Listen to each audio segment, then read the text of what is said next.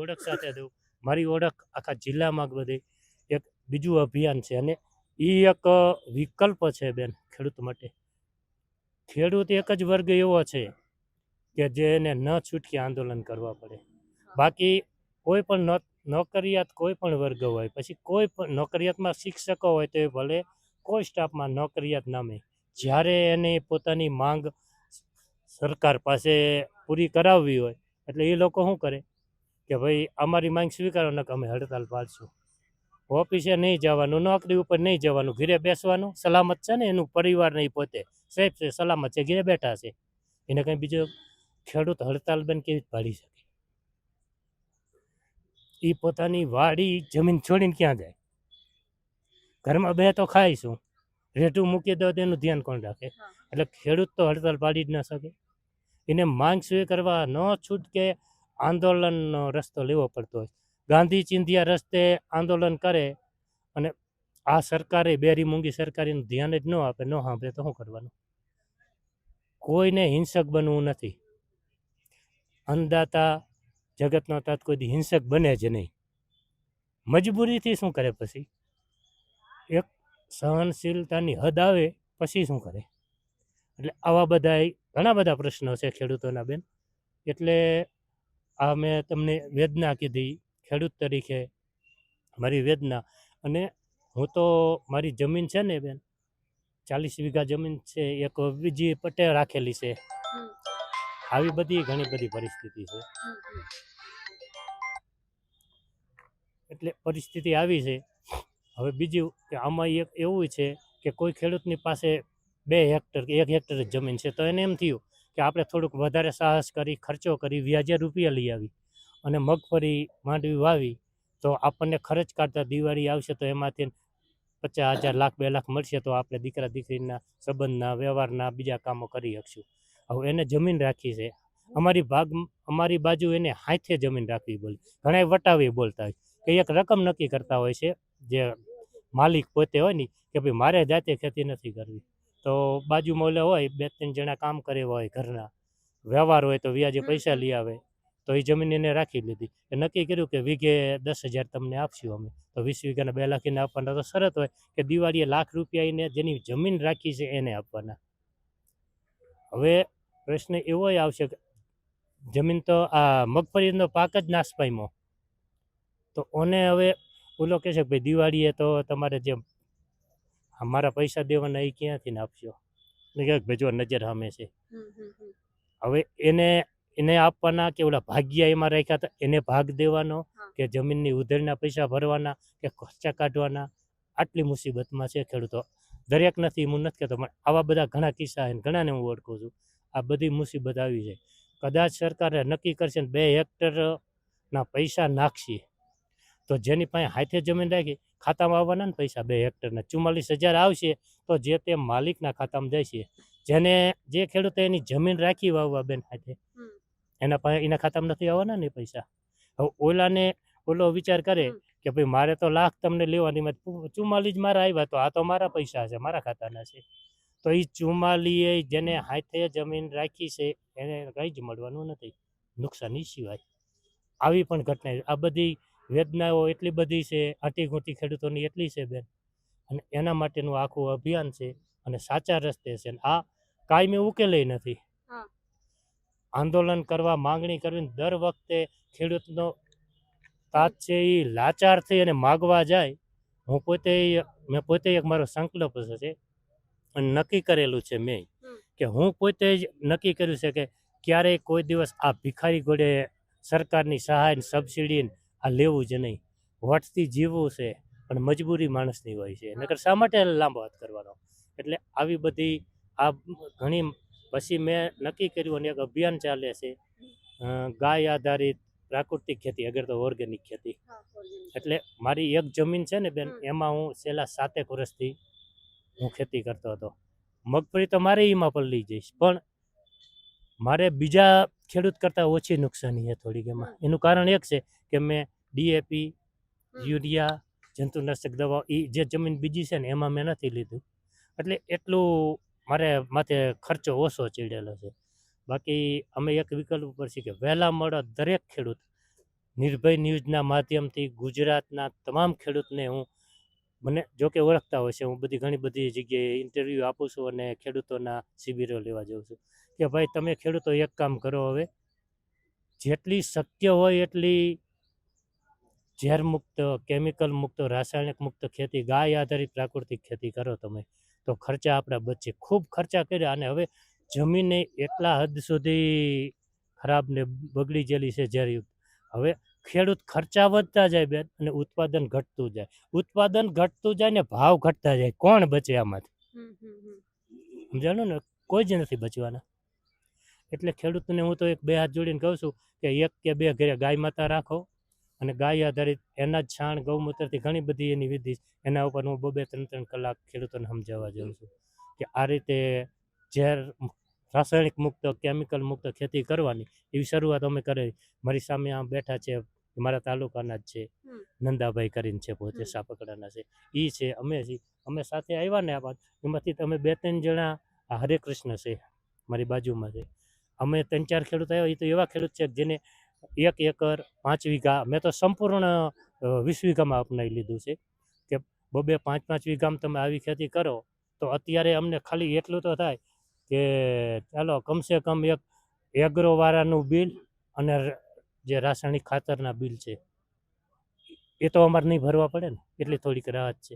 તો એ જ કહેવાનું કે ધીરે ધીરે ઝેર મુક્ત, કેમિકલ મુક્ત ખેતી. અને એક મારો સંદેશ ને ઉદ્દેશ્ય છે કે આવનાર સમયમાં જેમ જેમ ધરતી માતા ઝેર મુક્ત થાય, ગાય માતા દરેક ખેડૂતના આંગણે બંધાય છે ને, ત્યારે જ ખેડૂત સુખી થાય છે.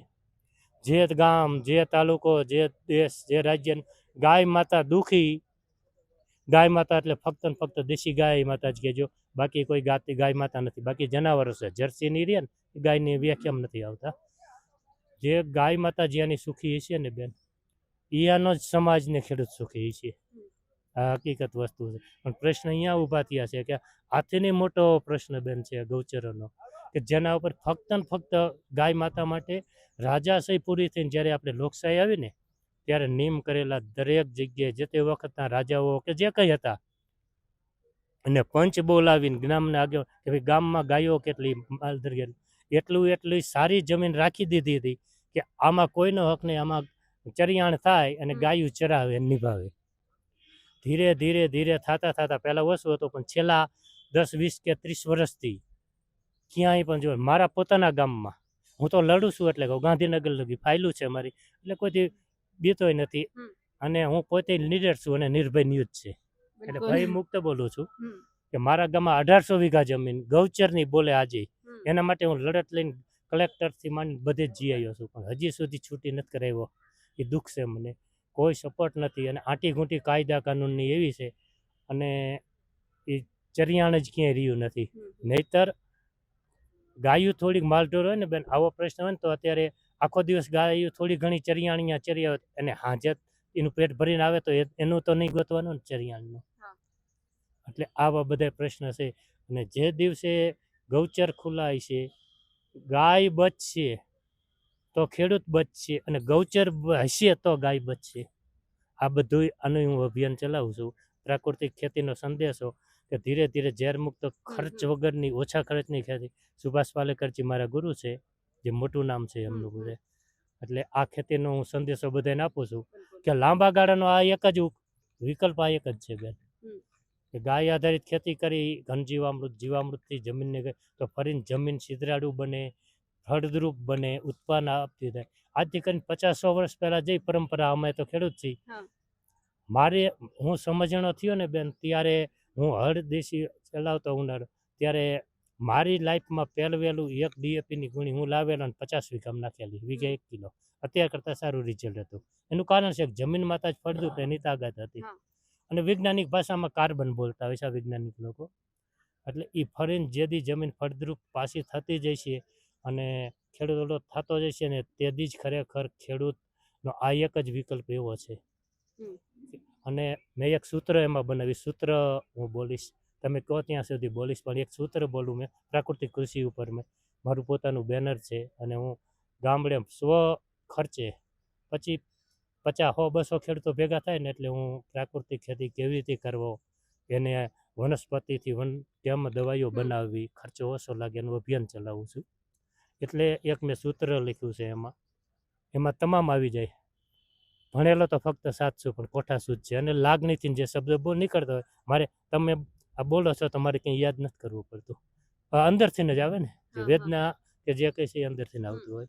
તો એક મેં સૂત્ર બનાવ્યું છે, એમાં પેલું એવી રીતનો શબ્દ છે કે ચાલો પ્રાકૃતિક ખેતી કરીએ, પ્રકૃતિ તરફ પાછા ફરીએ.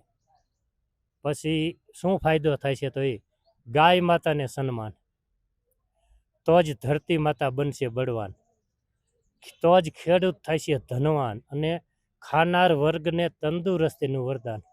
બિનઝેરી રાસાયણિક મુક્ત ખેડૂત જેથી પેદા કરશે તેથી તમામ સમાજ ખાવા તો બધાને જોઈએ, અનજ દે, ફેક્ટરી હોય કે વાલિક હોય ગમે અહીંયા. હજી સુધી વિશ્વમાં કોઈ એવો ઉદ્યોગ કે ફેક્ટરી તૈયાર નથી. મારા ગામમાં તો મોરબી, જ્યારે હું કેમાં પ્રવચન આપવા જાઉં એટલે 50 ફોર વ્હીલર લઈને ઉદ્યોગપતિ મને સાંભળવા આવે છે આ ખેતી ઉપર. મેં કીધું તમે એવી ફેક્ટરી બનાવો કે જેમાં માટી નાખીને બાજરો બનીને બારો આવે, કાંકરા નાખો તો ઘઉં બને. મને કે દાદીભાઈ એ તો શક્ય નથી ને. તો અન્ન વગર નહીં હાલે બેન. બીજી વસ્તુ વગેરે ખેડૂત કે ગમે તે માણસ 2-4 મહિના 6 મહિના કાઢી શકે, વરસથી કાઢી શકે. ખોરાક વગર નહીં ચાલે. અને એ ખોરાકમાં એટલી હદે ઝેર આવી ગયું છે, નાની ઉંમરમાં તમે જોઈશો બધે કેન્સર, હાર્ટ એટેક, દુઃખ સાથે કહેવું પડે. મેં એવા દૂરના સગામાં 2-3 યુવાનો ગુમાવ્યા છે. અને હું જાતો સાથે દવાખાને લઈને, ડૉક્ટર ઓળખતા મને કે દાજીભાઈ આને શેનું વ્યસન? મેં ન વ્યસન. તો કે આને બ્લડ કેન્સર કેમ થયું? મેં કીધું તમારો વિષય ડૉક્ટરનો. પછી બધું પૂછે એટલે હું એને પૂછું કે શું? મેં કીધું બકાલું ને એવું તો બહુ આવતો. તો કે એમાં દવાઈ ને એવું છાંટે. એટલે હું સમજાવું છું છોડો એને. તો એને કે રીંગણાના ઓરા ને એવું બહુ, રીંગણા ને એવું બહુ ખાય. એટલું બધું બકાલામાં હમ ઝેર. અને હું તો દુઃખ સાથે કહેવું પડે, ખેડૂતોને કહું છું કે ઝેર છાંટી છે ને આપણે, હવામાં જવા ફેલાય છે, છોડ ઝેરી થાય અને ખોરાક ઝેરી થાય, અને આપણે ઝેર ખાઈશી અને સારા માણસોને વેચવા તો જવાનું ને. અમારે દુઃખ સાથે કહેવું પડે કે ઝેરવાળું બકાલું આપણે વેચીએ છીએ અને બાકીના બધા ખાય. તો ખેતી ઝેર મુક્ત બંધ કરો અને આ કરો. આનું હું આખું અભિયાન બનાવું. અત્યાર સુધી મને સાંભળ્યો અને અમારો સંદેશો બધે સુધી પડે એ વગર બીજી વાર ફરીને નિર્ભય ન્યૂઝનો ખૂબ ખૂબ આભાર માનું છું. બિલકુલ દાદા, અમે તમારો આભાર માનીએ. હવે ગુજરાતની અંદર અત્યારે જે માવઠું આવ્યું, બરાબર છે, મગફળી છે એ પાત્રા પલળી ગયા, એટલે જે ઘાસચારો છે એ તમામ આખો બગડી ગયો છે. એટલે અત્યારે પરિસ્થિતિ છે, જ્યારે મગફળી ખેડૂતના ખેતરમાંથી ઘરે આવવાની હતી એટલે ખેડૂત પાયમાલ બન્યો, ખેડૂતના હાથ બંધાઈ ગયા, એમની પાસે કંઈ નથી. સામે પક્ષે માલધારી સમાજ પણ એવો હતો કે જે રાહ જોઈને બેઠો હતો કે ખેડૂતના ખેતરમાં સારો ઘાસચારો થશે તો અમે અમારા જે માલઢોર છે એમને સારું ખવડાવી શકીશું. હવે કાંઈ જેવો ઓપ્શન એમની પાસે વધ્યો નથી. એટલે માલધારી સમાજના દાદા મારી સાથે જેમની પાસે ઘણા બધા ઢોર-ઢાંખર છે એમની સાથે વાતચીત કરવી છે. પણ પહેલા સરકારને પણ એ બતાવવું છે કે ટેક્સ બધા પાસેથી વસૂલ કરવામાં આવે છે. આપણે કમાઈએ છીએ એટલે આપણે મોંઘાદાર ચપ્પલ છે, બૂટ છે લઈને પહેરીએ છીએ, પરંતુ જે રાત દિવસ મહેનત કરે છે અને જેમની પાસે અત્યારે પહેરવા માટે સારા કપડાં નથી, આખો દિવસ રખડવાનું હોય છે માલઢોરની પાછળ, અને એમની પાસે એક સારા બૂટ કે ચપ્પલ નથી હોતા. હું દાદાના એક આ બતાવવા એટલા માટે માંગુ છું કે જે મહેનત કરે છે, જે આપણા સુધી ચોખ્ખું દૂધ, ઘી છે બધું પહોંચાડે છે, આ એ રાત દિવસ એમના માલઢોરની પાછળ જવાનું, એમના પગ ઘસાયેલા છે, એમની પાસે સારા પહેરવા માટે આ બૂટ છે નથી. ટેક્સ વસૂલવાની વાત આવે છે તો બધા કમાણી કરતા હોય છે, એ પણ રાત દિવસ મહેનત કરે છે. પણ સામે પક્ષે વાત એ આવે છે કે એ મહેનત કરે છે અને એમના મહેનતનું ફળ આ છે. સામે પક્ષે કોઈ નેતા મહેનત કરે છે તો એમની પાસે શું હોય છે આપણને બધાને ખબર છે. એમની સાથે જ વાતચીત કરવી છે. તમે વર્ષોથી આ ધંધા સાથે સંકળાયેલા છો, આ વખતે તમને પણ ખબર છે કે હવે ઘાસચારો નથી આવવાનો, તો હવે માલઢોર માટે શું કરવાનું? માલઢોર માટે એવું કરવાનું કે ગૌચર જે જમીન હતી જે ખેડી નાખી. હવે જે માલનું પોષણ છે નહીં. પછી અમારે દૂધની ડેરીનો કોઈ અત્યારે ભાવ પૂછતો નથી. તો અમારે માલધારી મુશ્કેલીમાં છે, ખેડૂત મુશ્કેલીમાં ગીર્યા એટલે અમે મુશ્કેલીમાં ગીર્યા ને સારો રહ્યો નહીં, સારો બધો પલળી ગયો. હવે અમારે નાખવાનું શું માલને? તો અમને સહાય કેવી રીતે સરકાર ક્યારે દે? અમને સહકાર સહાય દેતા નથી. અમે તમારા વાહે ખેડૂને સારું હોય તો અમારે સારું, ખેડૂને નબળું હોય તો અમારે નબળું. તમારે માલ ઢોરને બચાવ કેમ કરવો? એટલે હવે શું ખવડાવશો? હવે તો શું હોય, ઝાડવાનું લીમડા ને પાંદડા ને ખવડાય એવું થાય. પછી રેઢા તગડી મેકી એટલે એમ કે ગાયું રેઢી તગડી મેકી, પણ અમારે કાંઈ ન હોય શું નાખી હોય તો નાખી ને. એટલે આ ખોડ ને એવું કઈ ખવડાવવાનું? ખોળ ખવડાવી તો અત્યારે મોંઘા ભાવનો ખોળ, સારે મોંઘી ખોળે મોંઘો, દૂધના ભાવ નહીં. ગુણ કેટલાની આવે છે? ગુણી આવે 2300 રૂપિયાની. અને એક ગાય દીઠ કે એક ભેંસ દીઠ કેટલા દિવસ ચાલે? એક ગાય એક ભેંસ દિવસમાં એવું ન હોય, અમારે 5 દૂધણા હોય ને એટલે 2-5 દી હાલે. 2-5 દિવસ. હા. એટલે સવાર સાંજ નાખવાનું? હા હા, બે ખાણ થાય ને, દોવા બેસે ત્યારે ખાણ ખવડાવવાનું. સવારે ખાણ કરી દેવું પડે અમારે. અને એક ખોડમાં કોઈ બીજો ઓપ્શન આવે કે તમારે મોંઘા કે સસ્તા માયલું લેવું હોય તો? હા, ખોળમાં દર અઠવાડિયે ફરી જાય, 50 વધી જાય કાં 50 ઘટી જાય. એટલે ખાલી અત્યારે ધંધો આ જ છે માલધારીનો? માલધારીનો ધંધો, કઈ બીજો ધંધો નથી. અને ભાવ શું આવે છે ફેટનો? ફેટના ભાવ આપે થઈને 2 રૂપિયા 2.5 રૂપિયા 2 રૂપિયા 2.5 રૂપિયા આપે. એટલે ગાયના આટલા ફેટ હશે. ગાયના ફેટ કેટલા આવે છે? ગાના તો આપતા જ નથી. તો 1.5 રૂપિયા, 2 રૂપિયા, ગાયનું દૂધ દેવા જાવ 5 લીટર દેવા જાવ તો ફેટ કેટલા આવે? 3 સાડા 3. અને ભેંસના? ફેટના 4 થી 5. એવું કેમ? મેં તો સૌરાષ્ટ્ર બાજુ જોયું છે કે 12 કે 13 ફેટ આવે છે. ના, એ ખોટું હોય. દાદા હું દૂધ દેવા જતી, ડેરીએ ભરવા જતી, એટલે ડેરીએ ભરવા જતા હોય તો ખોટું હોય બધું. ઓલે ચિઠ્ઠીમાં લખીને આપતા કે તમે આટલા લીટર દૂધ લઈને આવ્યા છો, આનો 12 ફેટ આવ્યા એમ. તો ડેરી વાળા સાપ દબાવી દે એટલે ફેટ અમારે કપાઈ જાય. ડેરીએ ફેટ ચાંપ દબાવી દે, ફેટ કપાઈ જાય. અમે અભણ માણા તો અમે દીમાં બીજું કંઈ જાણી દઈએ નહીં. આલ્યો તમારી ચિઠ્ઠી. હવે ચિઠ્ઠી અમારો છોકરો કોઈક ભણેલો હોય તો વાંચે તો એમ કે બાપુજી આમાં તો આટલા જ ફેટ આવ્યા છે ને આટલું જ પૈસા થયા છે. તો ખાંડ ને તૂટે ને ખાવાના તૂટે. એટલે ખાણ તો મોંઘું છે જ અત્યારે. હા, ખાંડ મોંઘું જ છે. આખા દિવસમાં આમ માવજત કેટલો ટાઈમ કરવી પડે ગાય કે ભેંસની? 24 કલાક રાત દી અને પાણી પાવાના, સારવા જવાના, ભાતો બાંધીને જવાનું, તડકો વેઠવાનો, ટાઈટ વેઠવાની. તો અમારો જે ઉદ્યોગ રહ્યો એનો કોઈ ભાવ તાલ નહીં. બરોબર, અત્યારે ઠેઠ લગી ભસ્તે કાઢશે, નાનેથી મોટા લગી. અમારે ક્યાં જવાનું? અમારી ફરિયાદ કોઈ ઝીલતું નથી. અત્યારે આપણે સંમેલન કર્યું બરોબર, તો અત્યારે લગી એમની મારી પાસે કોઈ એમ કીધું કે માલધારીનો ગૌચર ખાલી નથી થતું તો માલ દ્વારા ચા રાખતા છે. તો અમે તો કાંઠા ને તો માર્ગના રસ્તામાં રાખીને અમે રાખીએ. અમારો દૂધનો સંગ્રહ થાય નહીં, 24 કલાક દૂધ રહે તો બગડી જાય. હા, એટલે એ પણ માથાકૂટ છે કે તમારે દૂધને સાચવીને રાખવું પડે. અને જો તમે પાછળ જે ડોકાનું દૂધ હોય એ લઈને જાવ તો એમના ફેટ ઓછા આવે, એટલે લોકો છે પાછળનું જે સારું દૂધ હોય છે દેવા જતા હોય છે. માલધારીની વેદના સમજી છે. બીજા ખેડૂતો છે એમની સાથે પણ વાતચીત કરવી છે કે કેટલા વર્ષોથી ખેતી કરો છો તમે અને ક્યાંથી આવો છો? અમે દુધાળા ગીર તુલસીચામ પાસેથી આવીએ. 25 વર્ષથી ખેતી કરી. ખેતીમાંથી કઈ મળે છે કે ખાલી આપણે નાક જ કરવાનું ખેતીમાં? મળે છે, ઉંમર વધે, બીજું તો કાંઈ વધતું નથી, મળતું નથી કશું. નાખ જ છે. આજે તમે જોતા હશો ઉનાળામાં એમની બેબીના, ખેડૂતની બેબીના મેરેજ હતા 15 દિવસ પછી, અને ગળે પોલ બાંધીને સુસાઇડ કર્યું છે. જો મળતું હોય તો કોઈ સુસાઇડ ના કરે. એટલી બહોળી સંખ્યામાં ખેડૂતો અહીંયા ભેગા ના થાય. એટલે આખું વર્ષ મહેનત કરવાની અને છેલ્લે હાથમાં કઈ નથી આવતું? કશું નથી આવતું. માણસ જિંદગીમાં 1 વાર મળે, ખેડૂત હર સિઝનમાં 3 વાર મળે આખા વર્ષમાં. અત્યારે શિયાળુ પાક વાવવાના પૈસા નથી ખેડૂતો પાસે, ખાતર બિયારણના પૈસા નથી. મજૂરી આજે 600 થી 700 રૂપિયા પહોંચી ગઈ છે.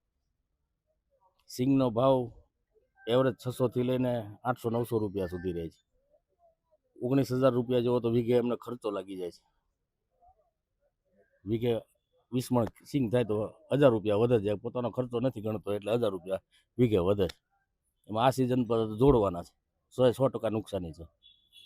અને અમારું તો કેવું એવું છે કે અમારા ગામમાં જે સર્વે કર્યું હતું એ 100% નુકસાનીવાળું સર્વે, 15 ઇંચ ઉપરનો વરસાદ બતાવ્યો છે, છતાં 100% નુકસાન હોય તો 100% સહાય કેમ નહીં? આ પ્રશ્નની રજૂઆત માટે અમે તો એવું બધું કરાય પણ ખેતી ના કરાય. ના, આ તો હવે એ જ છે. હવે નવી જનરેશન કોઈ ખેતી કરવાની નથી, થાકી ગયા બધા. ખેડૂતના મોઢેથી એવું સાંભળવા મળે છે કે થાકી ગયા. આ એટલે થાકી ગયા છે કે એમને અત્યારે જે માવઠું આવ્યું અને પૂરતી સહાય નથી મળી. બાકી આ જો રાત દિવસ 4 મહિના સિઝનમાં કામ કરે ને તો એકવાર ખેડૂત વાડીએથી ઘરે આવે ને તો એકવાર એવું નથી કહેતો કે હું થાકી ગયો, પણ આજે સરકારથી થાકી ગયા છે. અને સરકારને કહેવાનું કે તમારાથી જો થાકી જાય ને તો પછી એક સમય એવો પણ આવે કે તમારે ખુદને થાકવું પડે અને નીચે બેસી જવું પડે. બીજા પણ છે. તમે ક્યાંથી આવો છો અને આ વખતે શું વાવ્યું હતું? હળવદ તાલુકો વાવેતર? સાપકડા ગામ. મગફળી કપાસ. કપાસ નો તો મગફળી જતી બે. એટલે કપાસના ભાવ નતા મળતા એટલે મગફળી વાવી હતી. હા, કપાસ તો આમ તો એ ઓછો જ થતો હતો, મગફળી તોય થતી જ, પણ ઓણ તો એ બગડી ગઈ. કેટલા વીઘામાં વાવી હતી? મેં 60 વીઘામાં વાવી. એટલે 60 વીઘામાંથી હવે કઈ 60 આથમાનથી? વીઘામાંથી 30 વીઘાની હાથમાં આવી, 30 વીઘાની પલળી ગઈ. 30 વીઘાની હાથમાં આવી એ 1000 જ જાય. આગલી સાલ તો તોય 1300-1400 રૂપિયા બજાર આવતું હતું. તો 1000માં કેમ ગઈ? 1452 રૂપિયા ટેકાના ભાવ છે. રજીસ્ટ્રેશન કરાવ્યું હતું? પણ 125 મણ લેન બેન મેં તો ભાડા પેટે જમીન રાખી છે. એમાં તો મારું ખાતું નથી, મારું નામે નથી. ભાડા પેટે રાખી, હું કેને દેવા જાઉં? મારે તો બજારમાં જ વેચવી પડે. બજારમાં મેં 1500 મણ વેચી. હવે ભાવ ફેરે માનો 1000માં ગઈ, એ 1400 રૂપિયા કે 1500 મણના કેટલા રૂપિયા થયા? મારી ગણતરી એ 6 લાખ રૂપિયા થાય ખાલી ભાવ ફેરમાં. તો મારે ભાવ ફેરમાં જ ખાલી 6 લાખ રૂપિયા ફેર પડે છે. બાકી 30 વીઘાની પલરી જઈ ને એમાં તો કેટલું હાથમાં આવે એ જ નક્કી નથી. એટલે એવું કે છે કે આજે 30 વીઘાની તમારી મગફળી બરબાદ થઈ ગઈ છે, એટલી લેવાના હાથમાં છે? આવે ને એટલી બગડી ગઈ. લેવાના છે સરકાર? એ તમે માર્કેટમાં વેચવા જશો?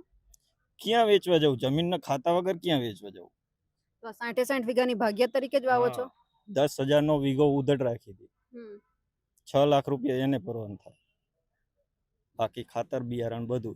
એટલે જે કંઈ આ 1500 મણ વેચી એનું તો બધું પૂરું જ થઈ જાય, હજી કંઈ વધતું નથી એમાંથી. અને સરકાર ઉપરથી કે વીઘે 3500 હજી અમારા હાથમાં ક્યાં આવે? એટલે તો એ જે ખાતેદાર હશે એનામાં જ હશે.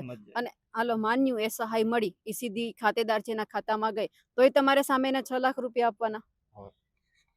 એ તો એમનો હક ને, જમીન એના ખાતે એનો હક. તો એ તમને જે જમીન માલિક છે પૈસા નહીં આપે? ના, નો આપે. એટલે એ જે મોટા ખાતેદાર જે ખેડૂત છે જેમણે ભાગ્યે વાવવા આપી છે એ ખેડૂતોને કહેવાનું છે કે તમારા ખાતામાં નાખે છે, તમે બીજી જગ્યા ઉપર ધંધા કરો છો કે તમારી પાસે કોઈ મોટા બીજા બિઝનેસ છે, તો તમારા ખાતામાં જે પૈસા આવ્યા, જે રાત દિવસ જેમણે મહેનત કરી છે, જે તમે ચોથા ભાગે આપ્યું છે, ત્રીજા ભાગે આપ્યું છે, એ ખેડૂતને તમે પૈસા આપી દો. કારણ કે એ પોતાની રીતે બંધાયેલો છે કે તમને કીધું છે કે 1 વીઘાના આટલા પૈસા એ તમને આપવાનો છે, એટલે એ તમને સમયસર પહોંચાડી દે છે. તો જવાબદારી તમારી પણ આવે છે કે તમારા ખાતામાં આવે છે તો સમયસર તમે એમને પણ આપો, જેથી કરીને એ આવતું સિઝન, એટલે કે અત્યારે જે હવે રવિ પાકની શરૂઆત થવાની છે, ઘણી બધી જગ્યા ઉપર ઘણા લોકોએ ઘઉં કે એવું બધું ચણા વાવી દીધું છે, પણ આ જે ખેડૂત છે રાહ જોઈને બેઠો છે એ પણ બીજી વખત ખેતી કરી શકે. બીજા પણ છે, એમની સાથે પણ વાતચીત કરવી છે. દાદા, ક્યાંથી આવો છો? ગઢડા પાસે રામપરા 6 મહિના ગઢડા. સ્વામીના ગઢડા. શું વાવ્યું હતું? કપાસ. ખાલી કપાસ? હમ. તો હવે કપાસનો ભાવ શું ચાલે છે? કપાસનો ભાવ 1250 આવ્યો, 60 મણ થયો, હવે કાઢવાનો છે. એટલે હવે કઈ જ નથી, ખાલી દાળ જ છે એમના? કાઢીને નવું શિયાળું પીત કરવાનું. શું વાવવાનું છે હવે? હવે સણ્યા ઘઉં કે એવું કાંઈક વાવશું, ગમે એ શિયાળું મોલાત. 1 વીઘામાં જો તમે ઘઉં કે ચણા વાવો તો કેટલી મજૂરી થાય? તમે મજૂરી જમીન તો- ખેડવાની, વાવેતર કરવાનું, ચા નવા નાખવાના, એ ટુ ઝેડ. કે વીઘે 35 વીઘા તમને અત્યારે જે મળે છે અત્યારે નુકસાન ગયું છે, બરાબર? વીઘે 35 અલા 1500 રૂપિયા કટર વાળો લેસ કાપવાનો, બરોબર. 1 થેલી વીઘે ડીઓપી ની જોઈ, પછી સલ્ફર જોઈ, ઓલું ઉરિયા જોઈ, બરોબર. પછી ખેડવાનો ખર્ચ, ખર્ચો તો 6-7-8 હજારનો 1 વીઘા ઘઉંમાં લાગી જાય. ઘણો વાંધો ઘણો. એટલે હવે 14 વીઘાના 60 મણ કપાય થયો, 2 દીકરા 2 વહુ 2 માણા એમે અને 4 છોકરા, 10 જણા સેવી. 60 મણમાં 1500 આવે તો પૈસા કેટલા? 75,000 આવે ને. 75,000 માં હું એમ ખાઈ લેવી? 75,000 રૂપિયામાં 10 જણાનું બકાલું રોજ 100 રૂપિયાનું થાય. 12 13 36,000 બકાલાના જ થાય 12 મહિને. એગ્રો વાળાનું બિલ છે 35,000. અમારે લઈ શું લેવાનું? કાંઈ હાથમાં ન આવે, ઘરના નાખવાનું છે, કોઈ વસ્તુ ન આવે. એટલે ખાલી મહેનત જ કરવાની છે. અને નહીં, ઘરના નાખવાના પૈસા ઘરના જ જાય ને. 35,000 નું તો એગ્રો વાળાનું બિલ છે દવાનું, બરોબર. પછી ડીઓપી સલ્ફર એ હતું તો રોકડા પૈસા આડ્યું હોય, બરોબર. એમાં મારું મહેનત તો એમ કઈ ગણતા જ નથી. બસ અત્યારે 2 ગાવું ને 2 ભેંસ્યું છે, 20 લીટર દૂધ ભરાય, એમાં વાપરવી ને બકાલું લેવી ને પાન માવા, બાકી કાંઈ વધતું નથી. લ્યો ઢોર છે એ આવે કમારી 20 લીટર દૂધની રોજ, બાકી કપા તો હવે કાઢવાનો ઘરે જઈને. લ્યો કાંઈ વધે એવું નથી ખેડૂત કોઈ પણ વસ્તુ. વાયલો વરસાદ આવ્યો ને પૂરું કરી દીધું હંધું, આમ ઊંધો જ નાખી દીધો, ફાલ ને ઝીંડવું ને હંધું ખેરી જ નાખ્યું હંધું, કાંઈ રવા જ નથી દીધું કોઈ પણ વસ્તુ. આમ જ્યારે કપાસ મોટો થયો તો જીંડવા આવ્યા હતા ત્યારે એવું લાગતું હતું કે સારું થશે એમ? હા ત્યારે એમ હતું કોણ ભરે સારું છે, પણ વરસાદ પહેલેથી ને સારા વર્યા ને. છેલ્લો વરસાદ એક નવરાત્રી નો થયો અને એક આ દિવાળી પછી થયો. 2 ખેલ ફાલ આવ્યો કપાસ ને હારો, 2 ખેલ ખેલી નાખ્યો. હવે અમારા ભાગમાં વધી હાંઠિયું, એ કપાવાના અમારે વીઘે 1000 દેવા પડે છે. ઓલું કટર આવે ને હાંઠિયું કાપવાનું, એના વીઘે 1000 દેવા પડે છે. એને અમે પાછા પોર સુધી પૈસા ખમાડવી ટ્રેક્ટર વાળા ગામનો હોય ને, આવતી સાલ સુધી બિચારા ખમે. 12000 રૂપિયા કપાવાના થાય, પછી ભાંઠા આવડા હોય વીણવાના, એ ખેતી સાફ કરવી હળગાવાનું, પછી નવું વાવેતર થાય ને ઘઉં સણ્યા, નકર ઓલા દાંતામાં નડે ભાંઠા, વાવવામાં નડે. ખેડૂને તો ઘરના પૈસા નાખવાના છે અધોગતિ. એમાં મારે 14 વીઘામાં જમીનમાં 2 ખાતા છે, 22 પેંકી 1 અને 22 કેમ્પી 2. સર્વે નંબર ઉપલ્યો છે 519. એમાં સહાય નાખી ને મારે 2 હેક્ટર ને 1.5 વીઘો જમીન થાય, 125 વીઘા 1 હેક્ટર થયું. એમાં સહાય એક જ ખાતામાં આવે છે, 2 ખાતામાં આવતી નથી. 125 વીઘા 2 વાર ગણો એટલે 12.5 વીઘા થઈ. મારી આગળ જમીન છે 14 વીઘા. એમાં સહાય કોઈ પણ ફોર્મ ભરું ને હું એકમાં જ આવે છે, બીજામાં સહાય આવતી જ નથી હાલની અંદર. રજૂઆત તો આ વીસી ઓપરેટર હોય ગામનો, એને છે ગ્રામ સેવક, એને કીધું હોય કે તમારે આધાર કાર્ડ લિંક થયું છે ને બેંક હારે, કે સહાય એકમાં જ આવશે, બીજામાં નહીં આવે. હવે અમારે શું ગુનો કર્યો? મોટો નંબર એક જ છે 519, પછી એમાંથી 2 નંબર પડેલા છે. અડધી જમીન મારા દાદાની, અડધી મારા બાપાની. આ પેન્કી નંબર અલગ છે, વાડી એક જ છે.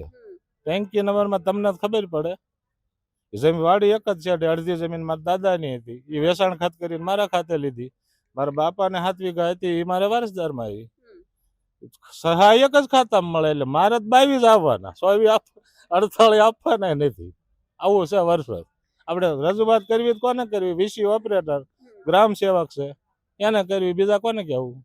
કલેક્ટર ઓફિસ ખોલે મારી એકલાથી ખોલે? નકર ન્યાય જ આવી. લ્યો કોઈનું નથી સાંભળતું, એકલાનું. રાજા માણસો હોય ધંધા સાંભળે, બાકી કોઈ જાજા હાથ રડિયા હમણાં એવું છે. બીજા પણ અહીંયા ખેડૂતો છે, એમની સાથે પણ વાતચીત કરવી છે, કારણ કે ઠેક ઠેકાણાથી અહીંયા આવેલા છે, એટલે પ્રશ્ન બધાને છે. ક્યાંથી આવો છો? ચોટીલા. કેટલું નુકસાન છે આ વખતે? નુકસાન તો ઘણું છે. શું આવ્યું હતું? અમારે મગફળી ને કપાસ નું બધું આવી ગયું છે. થોડું કઈ હાથમાં આવ્યું છે? 25% જેવું આવ્યું, થોડું ઘણું. 25% જેવું આવ્યું છે. કપાસ બધોય ફેલ ગયો છે અને મગફળીના પાત્રા બધા ઉભા બગડી ગયા છે. લાગે છે કે સરકારે જે પેકેજ આપ્યું છે એમાંથી કઈ પૂરું થશે ખેડૂતનું? એ તો સરકારને ખબર હોય ને, અમને તો શું આપે તો તમે લેવા જઈએ છીએ. 2000 સમયસર મળે છે? 2000 રૂપિયા સમયસર મળે છે, ઉપરથી આવે છે? હા, એ તો 2000 અમુક સમયે મળી જાય ને અમુક સમયે લેટ થાય ને એવું બધું થાય છે. એટલે હવે સરકાર પાસે જ આશા છે કે સમયસર આપશે કે નહીં. ક્યાંથી આવો છો દાદા? ચોટીલા બાજુ. સુરેન્દ્રનગરના ચોટીલા તાલુકાના ખેરાણા ગામના આવી છે. આ પ્રેસભાઈની આ મીટિંગ હતી, એક આયોજન પત્ર દેવાનું, કોઈક જે કાંઈ કે અલ્ટિમેટમ દેવાનું, કહે જે કાંઈ કયો એ નથી, પોતાના ખર્ચે પોતાનું ભાડું ખર્ચીને આવ્યા છે. અને અહીં કણે કમિટી કરીને છે, એ કાંઈ ચર્ચા થઈ છે.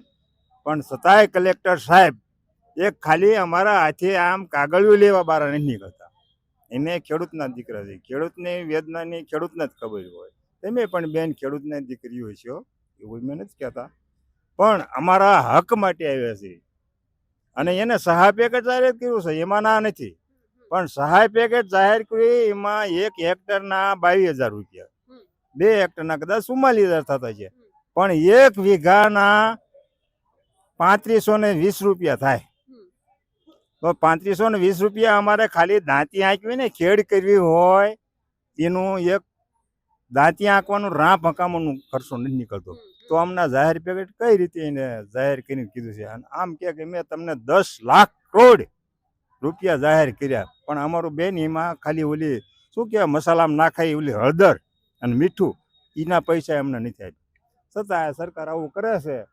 પણ અમારો કુદરત હશે, અમારો કુદરત રૂઠ્યો તો અમારે અહીં માંગવા આવવું પડ્યું ને, નકર મેં માંગવાનું આવ્યું. આવું છે. અને છતાં જે બેઠા છે 3 કલાકથી તો એક આટલું કાગળિયું સહી લેવા નથી આવતો કલેક્ટર સાહેબ. હવે એને કોનો દબાણ હોય, શું કરવાનું હોય, શું ખબર. પણ હું તો એવું કહું છું કે લઈ લે તો આ જેટલી પ્રજા અહીંયા અમારા જેટલા ખેડૂત ભાઈઓ અહીંયા બેઠા છે એ ભૂખ્યાને તરસ્યા બેઠા છે, બેહે નહીં. પછી એને જે કરવું એ કરે. એને કુદરતને માથે રાખીને દેવું હોય તો દે, ન દેવું તો કાંઈ નહીં. પણ એમ તો અમારા હક સારું થઈને આવ્યા છે, બસ એટલું અમને. આવું માવઠું જોયું છે ક્યારે?